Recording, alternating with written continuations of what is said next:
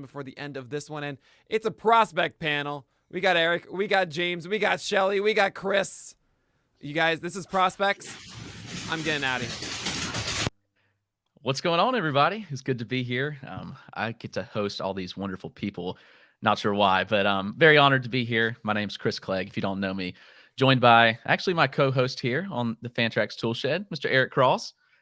You know him from RotoWire, the prospect guru, James Anderson. And then we have Shelly Verougstraete, who is with Dynasty Guru and Pitcher List. So it's good to be here. Any opening thoughts?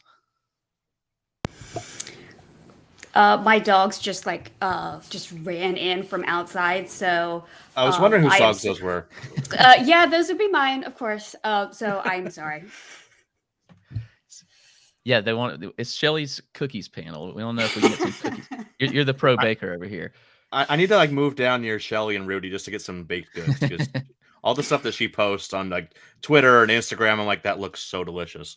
All right, but we're going to talk about prospects during this hour, specifically how we approach them in redraft leagues. We're going to look at some targets, the general approach, and look at the big dogs up top. So let's just start with a general approach. Like in a redraft league, how do you approach drafting prospects? Especially, I guess format matters. In a 50-round draft and hold, you're more likely to grab a few here and there. But let's think about like a generic 30 roster fab league.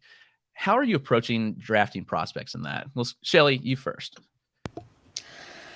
Typically, I don't really draft prospects. Unless they're guaranteed playing time, because we all know in these, NFBC, leagues that are not, like you said, like the draft and holds, playing time is king. And I'd rather take a gamble on a guy who I know is going to get everyday ABs than, the upside of, someone like a Bobby Witt Jr., where we don't really know right now whether he has that opening day spot. Yeah, that's a good point. And I think that there's as much upside in some boring vets as there is with prospects in some extent in a redraft league. And I think we fail to do that because we always want the new shiny toy. But James, how do you approach prospects in a redraft league? I think for the most part, the values are not the top guys, the guys that are going in the top 200, top 250. I think there are exceptions every now and then. A guy like Shane Baz, we saw what he did last year. I think that was very impressive, and you got to take note of that. But I think there are going to be plenty of values later in draft and holds, but in just regular redraft leagues with a short bench, you don't want to reach too much on prospects. Maybe you roster one, maybe roster two, but I agree mostly with what Shelly said. All right, Eric, how are you approaching them? Yeah, James and Shelly hit it right on the head. I've been targeting prospects less and less in redrafts.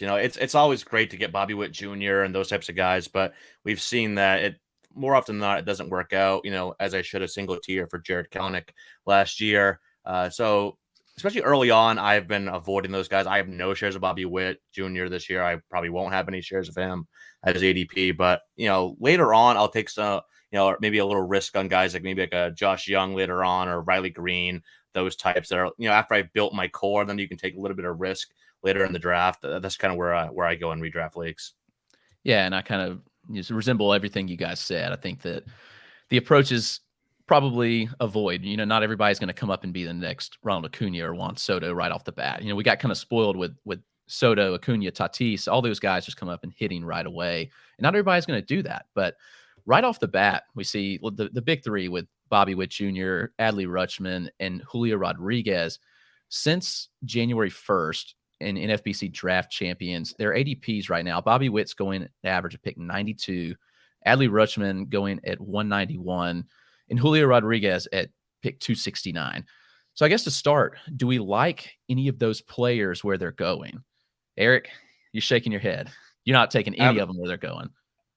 Maybe Witt, is I do think he's maybe that one guy that could burst on the scene and put up a 2020 year. That's possible. But rookie catchers, no thanks, is already enough to adjust to for catchers, rookie catchers. So I'm not going to go anywhere near Adley Rutschman. I love him long term, but And then J-Rod, I don't even think J-Rod's going to be up until midseason. So I don't know why anyone's using a top 300 pick when he's not going to be up till June or July. They don't need to rush him. They have Kelenic. They have Mitch Haniger. They have several other guys, like Kyle Lewis coming back. So they don't need to rush J-Rod. So I don't know why he's been taken so high. Yeah, and honestly, Witt's ADP at 92 right now, that could really soar if we get to spring training to see him performing well. There's going to be he's going to hit a big bomb like he did last year. I think he hit that one 484 feet. Everybody's going to go crazy. His ADP is going to soar. So this may be if you want him, this may be the spot to get him, because I think his ADP is only going to move up. But James, how about you? Do you like any of these guys at these spots? I don't.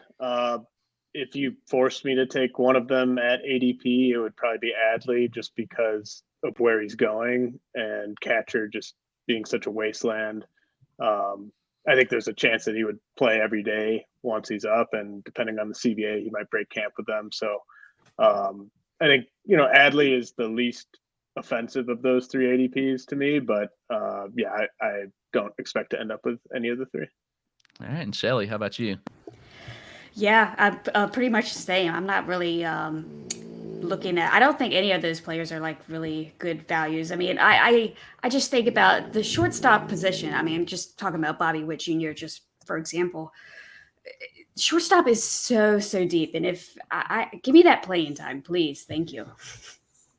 I agree. It's definitely risky, and Witt could break camp with the team and play every day, but how will he perform? We don't know, and I think there's some risk in that, and there's always the adjustment period. Like I mentioned earlier, we don't see, everybody come up and be Juan Soto, Ronald Acuna Jr., or Fernando Tatis Jr. And so there's volatility. I kind of agree. I think I like Adley the best just because of the catcher landscape. And if I was forced to pick one, I would. I don't think Julio Rodriguez is up early enough to be drafted. So those are the top guys. And let's talk about some players that maybe a little further down that we may actually take shots on in redraft league.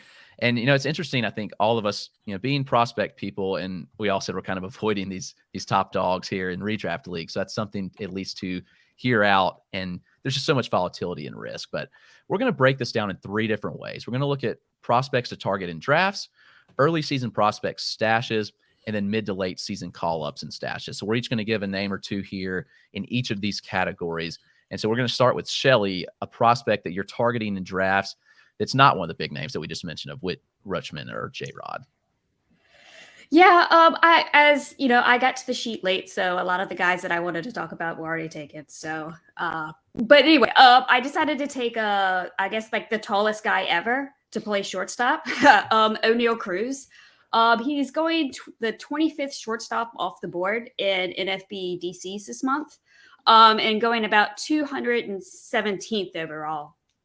I mean, that power, oh my gosh, it is unbelievable. And just knowing that he can actually still play shortstop and be 6'7" is just incredible. I mean, while I don't think that he's going to stick at the position, like probably past this year, I mean, the Pirates were starting to have him, snag balls out in right field before he got hurt this summer. But I think he's going to move over to right field. But I mean, if he has shortstop eligibility right now. And I do think that he's going to either break camp with the team or come up like really, maybe a couple weeks after the season starts.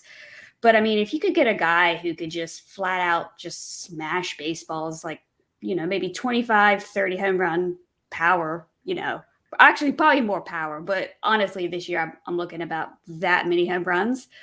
And if he starts out at shortstop and then moves over to right field, a good, shortstop MI outfield combination. I mean, that's really fun. Yeah, I definitely agree. And it's funny to look at the projections. Obviously, projections for rookies and prospects are all over the board, but Steamer's exceptionally high on him. They've got him for 457 plate appearances, but projected for 21 home runs, 14 stolen bases, and a 281 batting average. They don't project many people for 280 or higher. So that's pretty impressive there. I'm not sure he hits that, but it'll be interesting to see. And I do think he could break camp with the team. I don't really see the Pirates as a team that's going to like send him back down. They wouldn't have brought him up at the end of last year if they weren't going to have him up at the beginning of the year, in my opinion. So we saw him do that with Brian Hayes, and we know he started with the team next year. So I think Cruz probably does start with the team, and that's a good pick. Any of you guys have thoughts on Cruz you want to throw in? I love O'Neal Cruz, and it's funny. I think like every year when I was doing like my O'Neal Cruz blurb in the offseason, he grew another like 3 inches. It was like 6'4", 6'6", 6'7". It's like he's like 7'3" now. He's to be like Shaquille O'Neal out there playing shortstop. But yeah, I love Cruz. His power is just insane, like Shelly mentioned. He's to be really and he's athletic too. Like he could even if he slows down a little bit, he's still a double-digit steal guy. So good power, a little bit of speed. I think he'll be a solid fantasy asset for a long time. Yeah, James, any thoughts there? I'm less bullish on Cruz for 2022. I think he's got a crazy high ceiling, and that pick could definitely pay off. But I just think he's getting drafted in a range where I'd rather get something a little bit safer. I think the way he finished last season, I've said this several places, so I don't want to feel like a broken record. But like if you just kind of eliminate his last 38 plate appearances from last year, I think he'd be going 200 picks later. And obviously those plate appearances count and they matter, but I just think it's kind of messed up the steamer projection a little bit. And I just don't want to take him where he's going.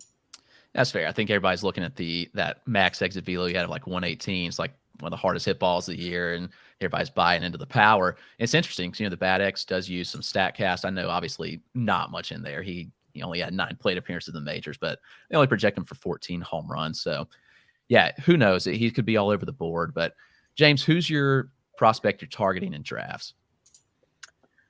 So Reed Detmers, I think, I don't like him as much as I liked Trevor Rogers last year, but I see some similarities in the sense that you just look at his MLB numbers and they don't look very good. And so I think that there's a really nice buying opportunity with him because he's going outside the top 400. Like Rogers was going around pick 300, then kind of crept inside the top 300 last year. Again, I don't think he's going to have a Trevor Rogers type year. And I mean, I like Aaron Ashby more for this year than I like Reed Detmers. But when you factor in the cost and everything, I think Detmers is just such a steal where he's going in drafts. When he was drafted, it was all about the way that he tunneled his fastball and his monster curveball. But he's added a plus slider. So he's got the plus curve, he's got the plus slider. His velo's ticked up a little bit. The fastball was much more effective in the minors than it was in the majors. It struck out 108 guys in 62 innings at AA and AAA. He's never pitched below AA. Really good feel to pitch, excellent track record dating back to college. And you look at that Angels rotation, they're going to need him. I think he's going to be one of their better pitchers in camp. So I expect him to break camp in the rotation. And, he's not a sure thing. Like, I think the sequencing, locating the fastball, throwing the fastball in the right counts, and really kind of letting those breaking balls do the work is going to be key for him. But I mean, the strikeout upside that he brings to the table after pick 400, I think it's too good to pass up. Yeah, I was going to say he's going at an average of pick 427 right now since January 1st. So yeah, that's a good spot to grab him there. And, I kind of echo everything you said. I think he should break camp with the team and could provide really good value. So you guys have any thoughts you want to share on Detmers? No, not really. He had great strikeout arm, but I just don't like the Angels. They developed their recent track record with developing pitching. I don't know. I'm worried, but I like Detmers in general. So yeah, definitely the strikeout upside that late is great, like James mentioned. He's going to change that stigma, though. He's going to be the Angels pitcher. I hope so. That does it. I believe that. He's got the stuff to do it. But the nice thing is during the lockout, the guys on the 40-man, they're free to work out with whoever they want. So maybe he'll be working out with non-Angels guys. Yeah. That's something funny. Everybody's like making a big deal about like these guys not being able to train with the team, but in some ways, like they're still getting the elite training. They're getting to train with whoever they want to train with. So in some ways that can be positive. And maybe that's the case for Reed Detmers. So, all right, Eric, let's go over to you. You have two prospects that you're targeting in drafts. You want to share those with us? Yeah, these are really the only two I've been like heavily targeting. I won't go like super deep just for time purposes, but for on the hitting side of things, Josh Young, he's the type of bat that I will go after. He's one of the more advanced and polished bats in the minors right now. High floor, plus hit tool, great approach. Like that's the type of prospect I go after in redrafts, especially one that's going in DCs on NFBC since January 1st, ADP of 284. And you look at other third baseman in this range, there's nobody outside of like an Alec Bohm bounce back. You're talking about like Gio Urshela, no thanks. Luis Arias, Patrick Wisdom, Hunter Dozier. So at this point in the draft, I will definitely take a chance on a guy like Josh Young, who should be up very early. Obviously, you'll have to see how the CBA works out. But currently they have Isaiah Kiner-Falefa at third. He ain't going to hold back Josh Young when Texas wants to bring him up. And, this is a guy that's just raked everywhere he's gone. 322 career minor league hitter, 398 OBP. This is a 25 homer bat plus hit tool plus power. Great approach, like I said. Maybe even adds a handful of speed as well. So going near pick 300, this is definitely the type of guy I'll be willing to take a bet on. And then Shane Baz, it's like low hanging fruit because he already debuted last year, but I love Shane Baz. I think he's a frontline starter in the making. He had the elite stuff, but the command and control was an issue for him. And that was something when we interviewed him on 5 Tool podcast way back in the beginning of the pandemic, nearly 2 years ago, which is crazy to say.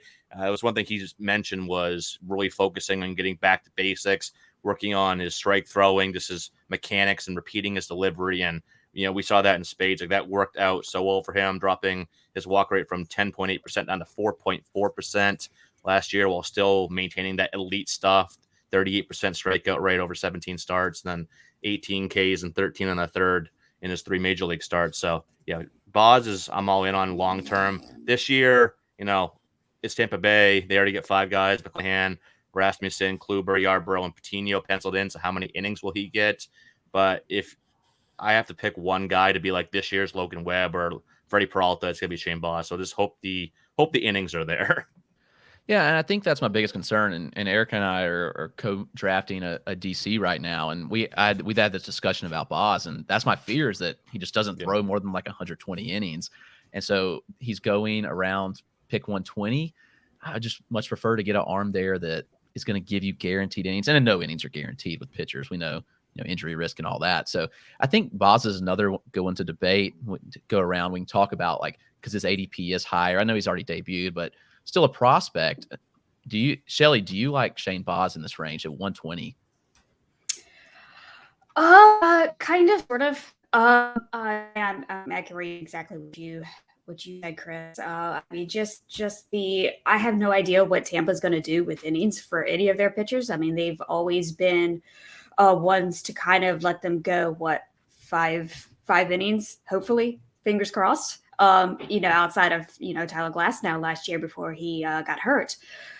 So, I mean, I like him. I like to watch him. I mean, just if I can put him up on my TV here and just do that, that's fine. But I probably won't have him on my fantasy rosters this year. James, you drafted him at the spot.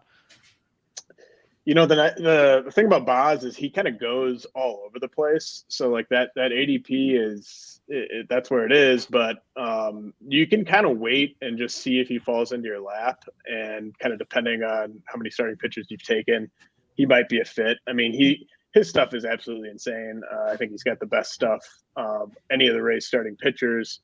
I think betting on maybe 130, 140 innings. They could be just elite innings, though. And so I've got him on one of my 4 teams so far. I think kind of that exposure in the 15 to 30% range is kind of where I want to be. I don't want to have him on too many teams, just given the cost. And I don't think you should take him at pick 120. But I think enough people are going to be scared off for all the reasons that we've mentioned here, that there's a chance he falls into your lap at pick like 150, 160. And, I think at that point, the upside makes some sense to me, depending on how many starters you've taken to that point. Yeah, I agree. I think we all agree. I think there's easily probably top 10 SP upside here. I think we saw it with the command coming around this year. The walk rate dropped significantly, which was huge. And that was always my biggest concern. And probably most people's concern with Shane Baz is that, the command control, just the walk rates were out of control.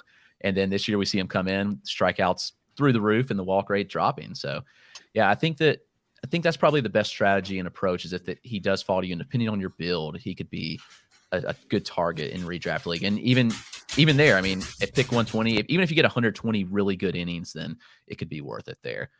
So my player, I'm going a little deeper player that I'm looking to target, and that's Seth Beer with Arizona. Beer's a little older prospect. He's going pick 556. And so he's not even getting drafted. He's getting drafted really late in DCs. And, he might not even get drafted in like a standard 30 round draft. But with the addition, assuming the addition of the National League DH, Beer is easily going to be on the roster and have a starting spot, in my opinion. He's proved his worth in AAA, and we saw that last year.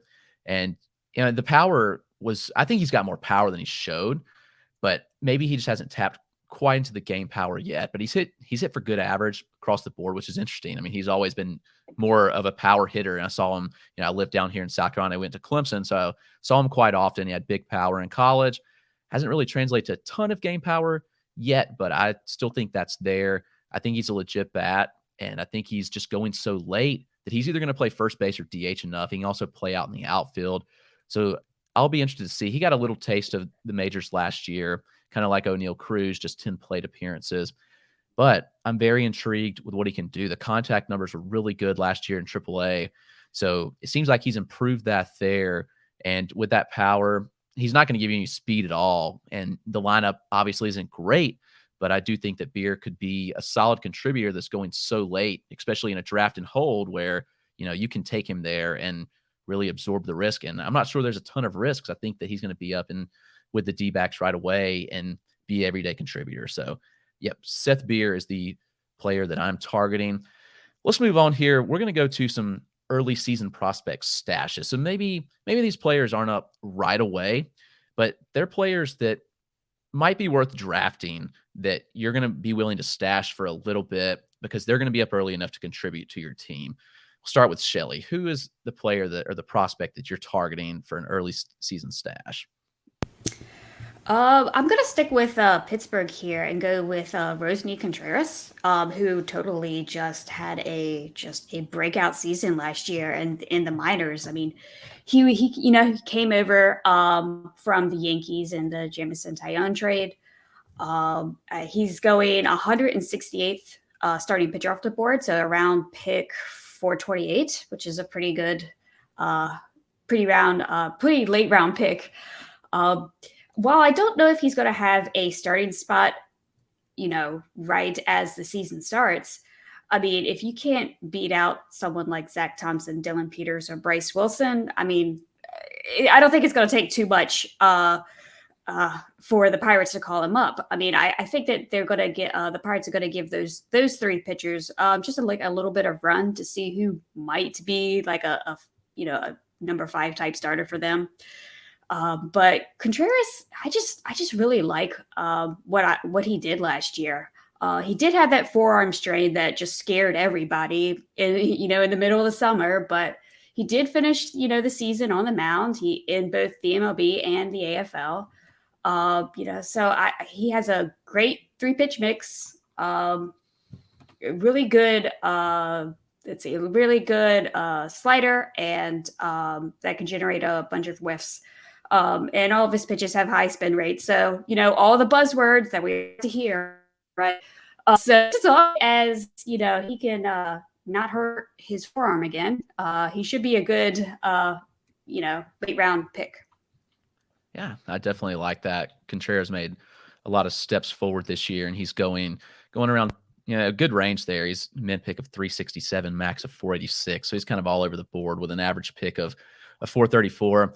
Yeah, I kind of agree. I think they're going to mix and match the back of that rotation, try to find who kind of fits the puzzle pieces for them. So yeah, I think he gets a shot, and I think he could take it and run with it. He's definitely talented enough. Saw him out in the AFL, so that was fun to get to see him live. So yeah, I'm excited about Contreras. James, you've got 2 guys here. Who are those guys for you? Riley Green with the Tigers and Josh Lowe with the Rays. And, both these guys are going inside the top 400.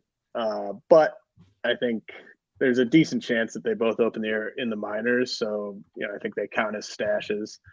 Riley Green, I think we're going to see his ADP continue to tick up. I think a lot of the people that draft for redraft, they're coming into things in October, November, December. They know who Julio Rodriguez is. They know who Bobby Witt is. they've maybe heard about Riley Green, but I think the more you kind of dig in on him, I just think it's very, very clear to me that he's the third best prospect for dynasty leagues. And to me, he's not that much of a step down at all from Bobby Witt, who I have at number 2. And I think Bobby Witt's going to beat Riley Green in plate appearances. I think he's going to beat him in stolen bases and home runs. I think Riley Green might hit for a better average, though. And I think the plate appearance gap won't be that big. I think the Tigers are pretty serious about kind of jump starting this new phase of their organization with Riley Green and with Spencer Torkelson. And they're going to let Green run. I mean, they let Robbie Grossman run last year enough to steal 20 bases. Riley Green has been a successful base stealer in the minors. I mean, he's not a burner, but I think he's going to be a 5 category guy in time and maybe as early as this year. And you don't have to take him inside the top 300 in some drafts. I mean, I've taken him inside the top 300 just to be safe, but I think there's a really high ceiling here, and I just think there's a ton that he brings to the table. And then with Josh Lowe, I think there's a lot of prospect fatigue with Josh Lowe, but if we're playing roto, stolen bases are in such a high demand right now. Josh Lowe was perfect on the bases at AAA last year. I think he was 26 for 26. He's got 70 grade speed. He's got plus power. He's a really good defensive center fielder. If the Rays, like after the lockout, if the Rays attach, say, one of their prospects kind of in the 15 to 25 range to Kevin Kiermaier to get off of that deal, then all of a sudden I think you're going to see Josh Lowe's ADP jump up to around 300 because people are going to be like, okay, clearly he's going to be their center fielder this year. Maybe that doesn't happen. They obviously drag their feet a lot with prospects. They haven't traded Kiermaier yet, but if Josh Lowe is playing every day or even just on the strong side of a platoon, I think he's got 20/20 upside right out of the gate. Yeah, and I think what you mentioned is actually an underrated aspect of his base stealing efficiency. And, he's got solid speed, but he's also very efficient on the base pass. And that's a big deal with stolen bases. It's just one, the will to run, and 2, being efficient. And that's what he does. And yeah, I'm curious how he fits into the picture. Obviously, we know the Rays, they love to, mix and match everywhere they can. But as you mentioned, if Kiermaier goes, I think that does open up another spot for him. They've penciled in right now on roster resource. They have a Rosarena in left, Manuel Margot in right, and Kiermaier in center. That's got Austin Meadows DHing. So yeah, it'd be interesting to see if Lowe fits in. But yeah, he's very attractive. I think people came around more on this year, but I've always been a big Josh Lowe guy, and I think that he's still kind of undervalued. And I think you're right, the prospect fatigue has kind of hit him. So love to see him get a chance at every day at bats because I think that he could be solid. And we all know Riley Green is a stud. So those are very solid picks there. Let's go over to Eric. Who you got? Yeah, great picks there by both Shelly and James. I love Josh Lowe. I have him top 20 overall. So yeah, I'm definitely all in on Lowe this year. I'm going to go out west, Arizona, with Alec Thomas, another guy I've been high on for a while. Me and Chris Welsh have been driving that Alec Thomas hype train for the last couple of years. And, there's no spot for him now. He'll probably start at AAA. He had 34 games AAA last year. But, those are very 8 home runs and 5 steals in those 34 games. Overall, 313, 394, 559 slash last year with 18 home runs and 13 steals. Like, he gets undervalued, I feel, because he doesn't have the huge power, huge speed, but he's at least average in both those departments. The power's ticked up in each of his 3 years in the minor leagues. Like, look at his ISO, it was like 130 to 150 to 246 last year. He had a 559 slug last year. So I think there's definitely like 15 to 20, maybe even low 20s home run power there, 15 to 20 steals. He's a really tailor-made for like a top of the order table setter, high OBP guy, high contact skills. I think he's a 290 plus hitter. Obviously not all this right away, but he's another guy that I think is that high floor, to good approach, to good contact skills. Another guy I like to target, and his ADP, you can get him for actually nothing right now. So if you get him late, it's like pick 550 in DCs right now. So he's a guy that, your normal like 12 team or 15 team or whatever, where you don't roster 500 plus people, you'll be sitting on your waiver wire. You can go pick him up in, first couple months of the season and whenever I think Arizona needs another outfielder, he could take that spot. Like their outfield is, well, they have 3 guys out there now. It's not like locked in. Like their starters would be like Peralta, Varsho. We all love Varsho, but and then Pavin Smith. So it's not like there's anybody there that's really blocking him. I think he can overtake Pavin or Peralta in time. So really like Alec Thomas to come up probably June or so and be maybe a sneaky little power speed guy down the stretch. Well, I hope he doesn't overtake Pavin Smith since we just drafted him in Battle of the Pods, Eric. So that is true. Yeah. But yeah, I agree. I love Alec Thomas. I've got 2 guys here that I think can make early season impact. And the first is Bryson Stott. And I think Stott has been perennially underrated. And after the AFL, I think people came around on him. And, he was probably the most impressive that we saw in our live looks out there. And he just does everything so well. And he's not flashy. He's not going to be a flashy player by any means. But as I mentioned, I think he's just going to do so much well that he just gets the job done.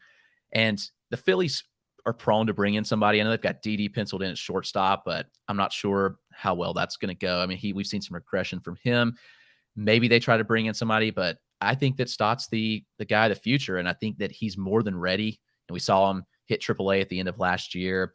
We saw him in the AFL, just got the job done over and over. And we saw Welsh had a video where he just had a monster home run out there. When we saw him, no home runs, but I mean, he hits the gaps extremely well. He's going to have a ton of doubles. He's going to hit for solid average, makes high contact. I think that he's just going to be a player that is going to be consistently underrated for fantasy purposes, probably just because he's not going to be a 30 home run type bat. He's not going to steal many bases, but I just think he's going to be really solid across the board. So Bryson Stott, and I think he's going late enough right now where it's worth a stab on him. He's going right outside pick 400. He's going as high as 334, though. So there's a wide range of picks on him, as low as 488. I think in the 400 range, you could do a lot worse than getting a potential player that comes up and plays everyday shortstop in a solid lineup. So Bryson Stott's my first one. Head over to Cleveland with the now Guardians. Talk about Stephen Kwan here. Cleveland just doesn't have anybody in the outfield right now, and Kwan really burst onto the scene this past year. We saw him he started out the season in AA, hit 337, had an OBP over 400 and a slug at 540, 950 OPS. Pretty impressive there. Hit 7 home runs, stole 4 bags, and then he got the bump to AAA late in the season. And I need to mention that was only over 221 plate appearances, so the counting stats are pretty solid for the 221 plate appearances there. And then he bumped to AAA, had 120 plate appearances, much of the same. He had a 311 batting average, OBP of 398, and a slug over 500, 5 home runs, 2 stolen bags there. So Stephen Kwan was really good there in his stint. And as I mentioned, right now, I don't really see anybody that's blocking him in Cleveland for one of those spots in the outfield. I think with a strong spring training, he could potentially break that lineup. And they've got Miles Straw in center field. But after that, they right now have Stephen Kwan actually penciled in left field. Roster Resource at least does, and Zimmer and right. So I expect Kwan to get a lot of early season run. Talk about a guy that makes high contact. It's Kwan. I mean, Kwan's contact rates were insane. Last year in AA, 88%. That's really, really good. Pretty good. Like that's insane contact numbers. And the sample was a little bit smaller in AAA, 92%, 120 plate appearances. Contact's insane. He's got developing power. He's going to run as well. So definitely encouraging there. And I think Kwan's going really under the radar too, just because one, he was a pop-up prospect, wasn't a well-known name, going around pick 475. He's going as late as pick 628 in drafts since January 1st. So he may fall into your lap at a really, really good spot there. So I like Stephen Kwan a lot. Y'all have any thoughts on Stott, Kwan? Like to share on those? I love Stott. Yeah, like you mentioned, he's very underrated. I think long-term, this could be a guy that hits like second in the order right in front of Bryce Harper, on-base machine, run-scored machine. So yeah, Stott is the guy I've been targeting a lot too. Shelly, any thoughts on Stott there? You're muted, I think. She's muted. I am just like so speechless when it comes to Stott. Anyway, I really do like Stott. I think Didi's time in Philly is pretty much over. He had a really bad season, so yeah, it's time for the Stott train.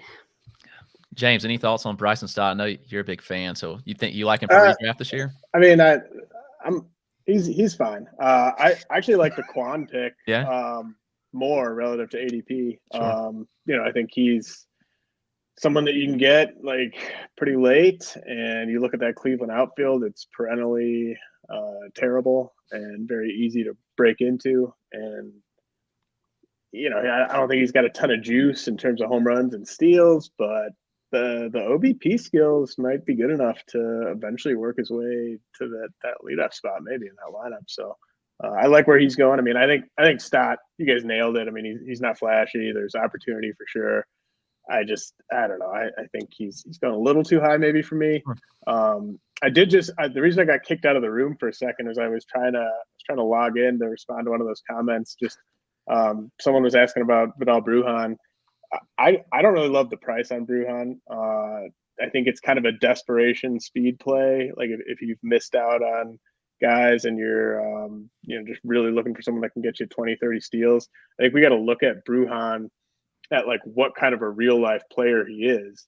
And I think on a team as good as the Rays, I think he just profiles as a utility guy, at least early on. Maybe he plays his way into more at bats, but I think he's behind Taylor Walls, for instance, on the depth chart, if you're just talking about real life value. So that's why I like Josh Lowe so much more than Bruhan. And that's why I think it's such a good value, because he's going like 70 picks after Bruhan. Yeah, I certainly agree there. I think Bruhan's going a little high for redraft, and I think you said it pretty well. Yeah, I don't have any access to comments, but maybe after we finish this last session, we can hit some of those. One comment real quick I wanted to mention, though. Sure. Paul Spore's going wild in our comments, and he's regarding Kevin Kiermaier being traded. He said, just been hard to find a KK suitor because of his contract. You think his hotness wouldn't be enough to entice a team? I just had to mention that. Paul Spore going wild. Thanks, Paul. All right, so let's finish up here with our last segment, and then we can potentially get to some comments or questions. Looking at some mid to late season call-ups and stashes that we're looking at. So maybe we're not particularly drafting these players, but these are some prospects that may come up mid to late season that are worth a stab. Probably, maybe you want to get on early because they could be players that go for a lot of fab, and so you want to be a little bit early on these players. Shelly, who do you have first? I'm going to stick at the NL Central. I went with Nolan Gorman here. I honestly, before this year, I wasn't really a big fan of his because I just thought that he was just going to swing and miss like way too much. And while the swing and strike is still there, he's definitely his K rate has dropped. So he's gotten a feel of kind of like what pitches he needs to go for and not getting in bad counts. And that was like really impressive. And also, he moved over from third over to second. So he's learning a new position and he cut down on his strikeout rate. I think that's awesome. He split his time between AA and AAA last year. Most of that time actually coming at AAA. And like I said, he's a big time power bat, and he's going to need that, especially in Busch Stadium, which is, kind of like a pitcher's park. So, I mean, the Cards are a little bit interesting because, if you look at their depth chart, their lineup looks nice, but their bench is horrible. Like, they don't really have much going on there. So, I was thinking that, maybe they could call him up mid-season and then switch shift Edmund to like a util shortstop role kind of thing. And I just think it would just add a bit more thump, that the Cardinals might need in mid-season. Yeah, I like that pick. I think Gorman might have a little prospect fatigue. It feels like he's been around forever, and maybe this will be the year that he really breaks through. So Gorman's definitely one to look at. James, who is your mid to late season call-up stash pick? Well, just quickly before I get to my actual pick, I've been seeing multiple people bring up Cody Morris in the chat. Couldn't agree more there.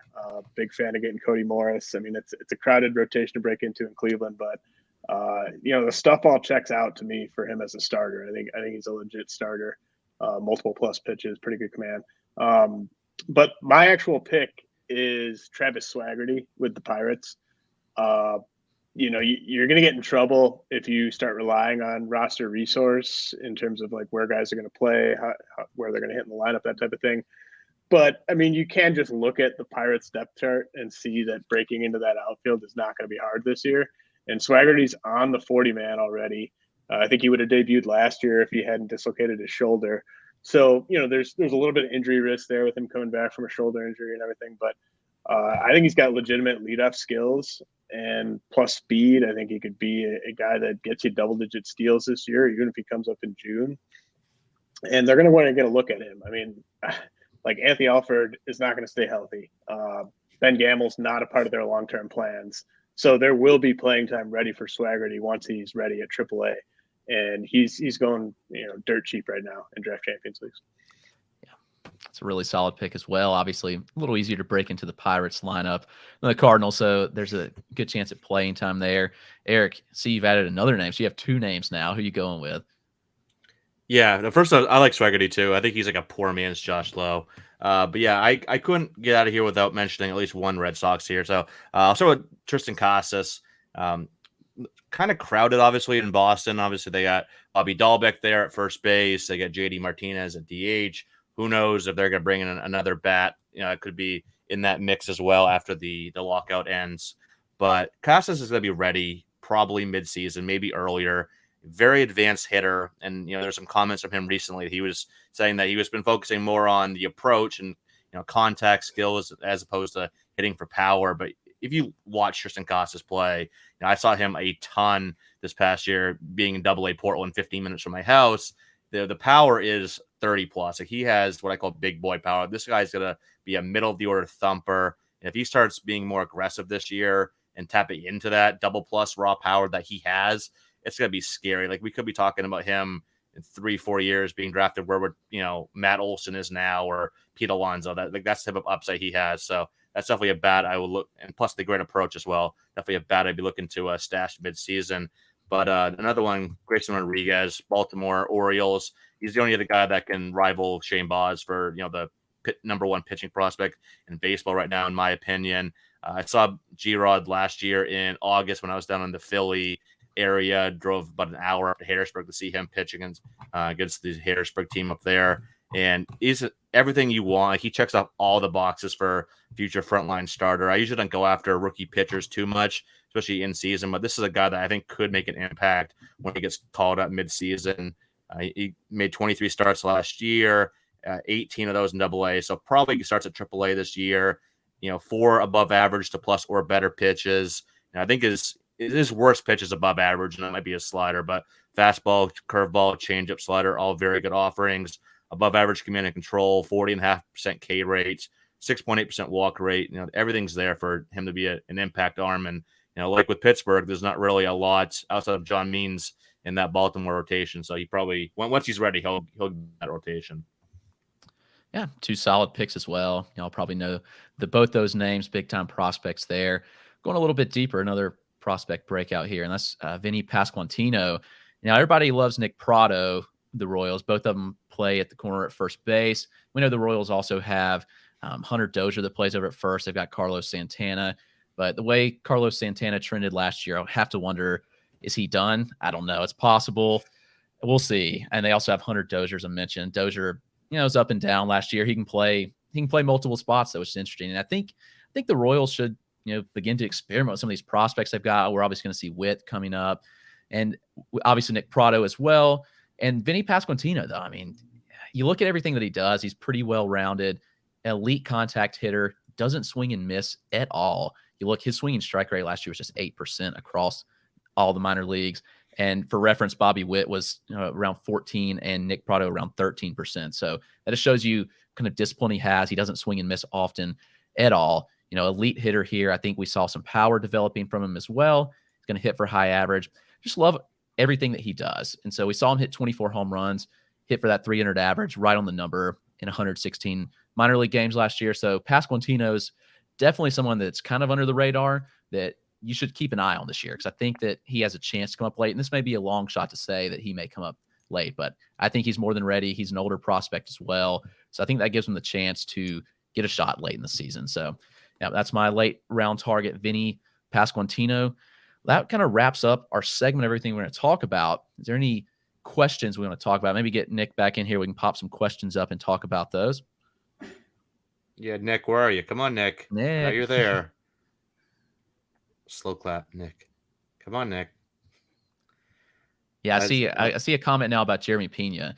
Yeah, I like Pina a lot, actually. I think that I don't think they re-sign Correa. I guess my only concern is if they were to get someone like a Trevor Story, but who knows? Like, who knows what's going to happen?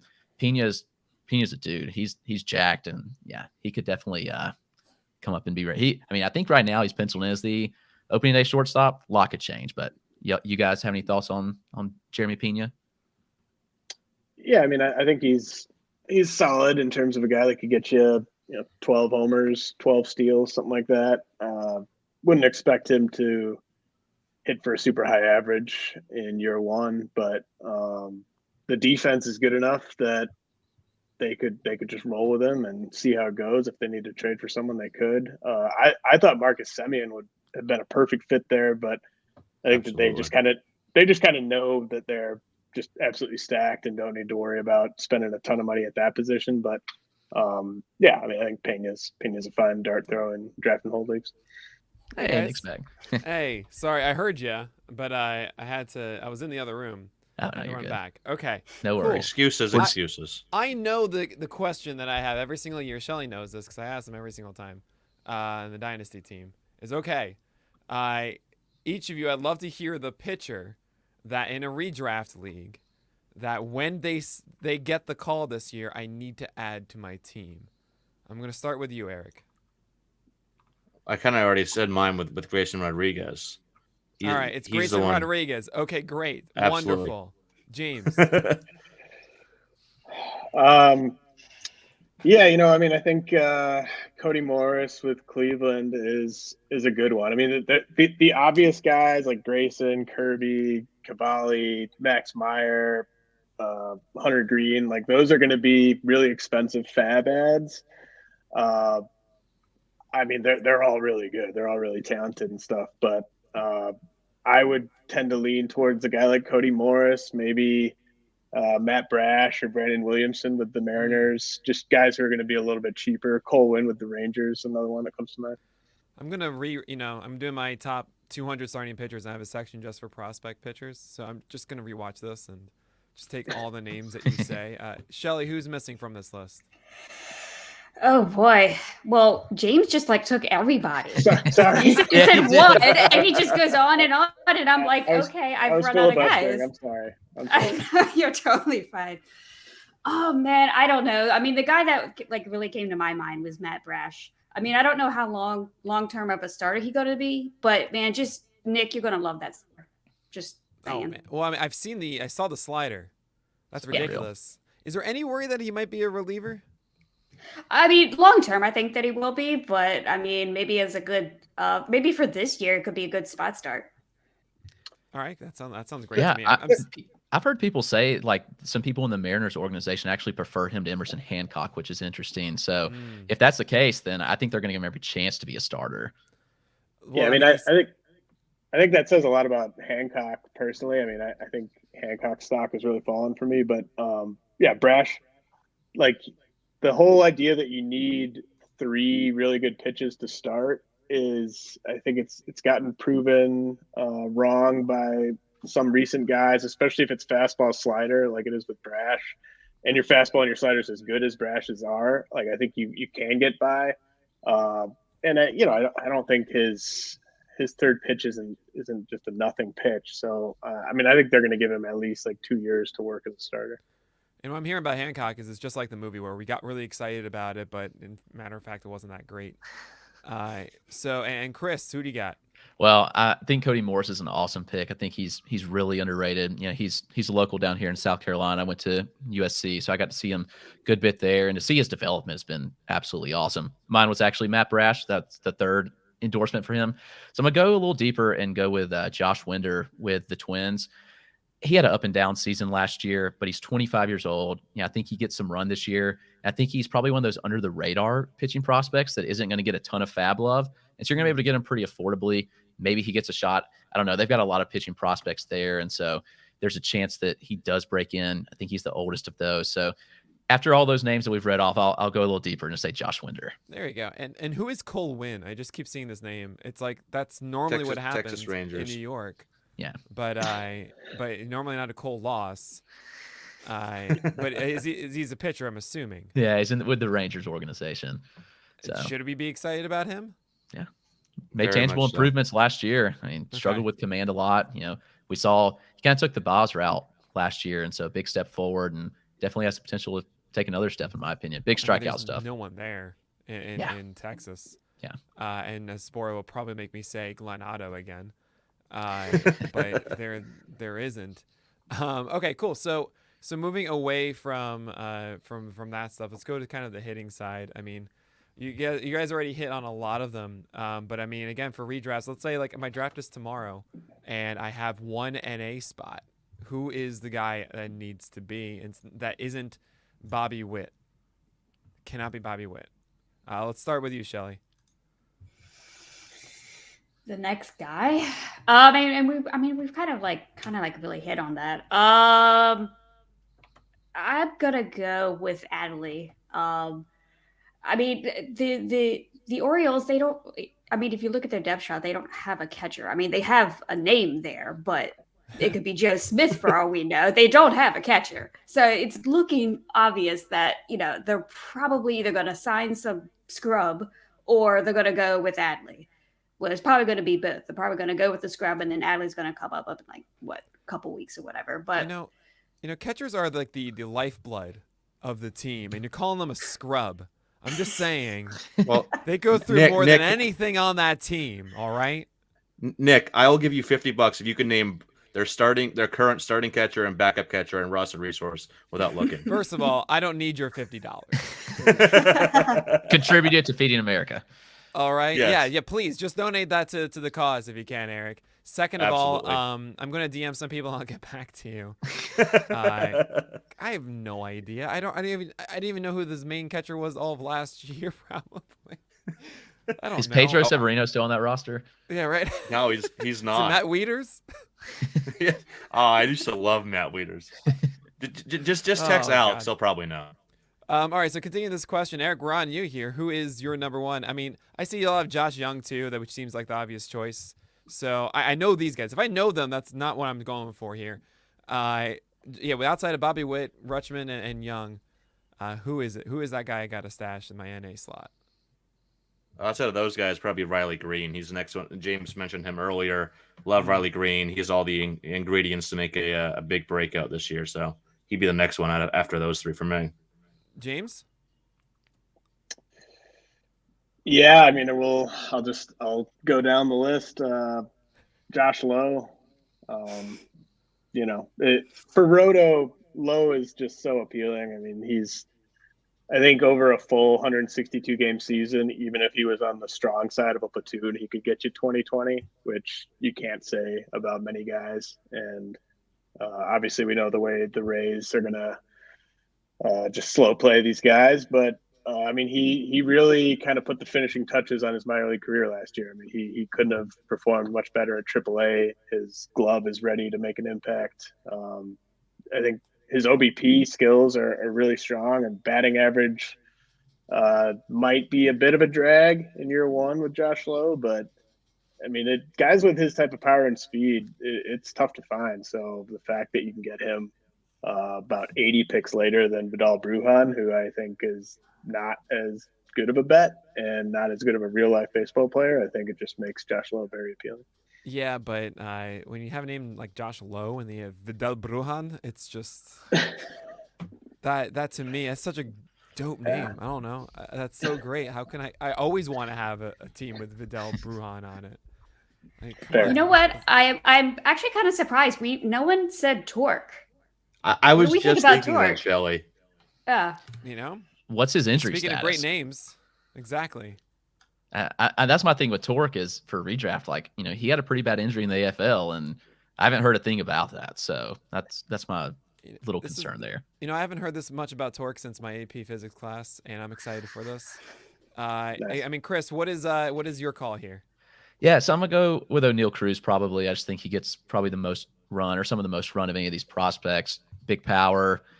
Surprisingly, for a 6'7" guy, controls the strike zone pretty well, makes good contact, chips in a little speed too. So I guess of the not big guys, I'll go with O'Neal Cruz there, which I guess he's kind of become a big name. There's been a lot of hype around him, so not sure if he's even under the radar guy anymore.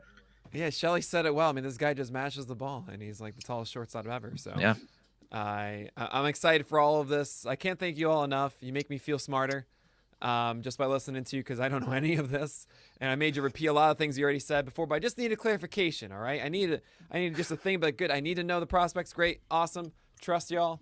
But really, thank you all so much for being a part of PitchCon. I'm glad we can make this work. Eric, Shelly, Chris, James, thank you guys so much. Yeah.